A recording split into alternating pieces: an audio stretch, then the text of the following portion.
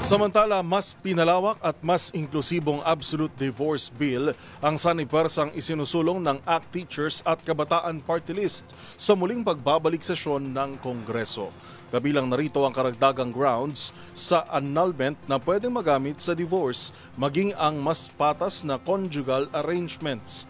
Narito ang ulat ni Milky Rigunan. Muling isinusulong ang panukalang Absolute Divorce Bill sa pagsisimula ng 20th Congress ngayong Hulyo. Ang bill ay inihain ni ACT Teachers Party List Representative Antonio Tino at Kabataan Party List Representative Rene Co matapos hindi pumasa sa Senado ang bill noong nagdaang 19th Congress. Sa House Bill 210 i-adapt ang consolidated version na ipinasa ng Kamara sa ikatlo tuling pagbasa pero may mga karagdagang grounds para sa divorce. Kabilang narito ang pagkilala sa divorce decree na ipinakaloob sa ibang bansa at dagdag na grounds para sa annulment na maaring ikonsidera sa pagkuha ng divorce decree. Nakasaad din sa panukala na isasama sa grounds ang serious physical sexual violence, hindi sa bilang kundi sa bigat ng karahasan, lulong sa sugal at bisexuality.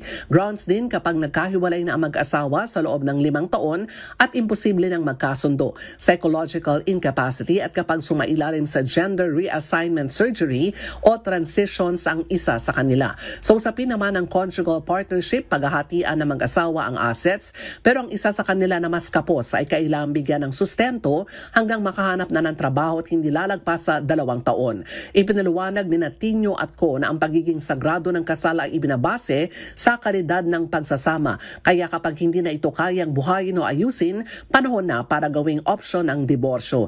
Naipasa ng Kamara ang Absolute Divorce Bill noong 19th Congress na inakda ni Yumaong Albay Representative Edsel Lagman. Para sa MBC TV Network News, ako si Milky Rigunan. Una sa Pilipinas, una sa Pilipino.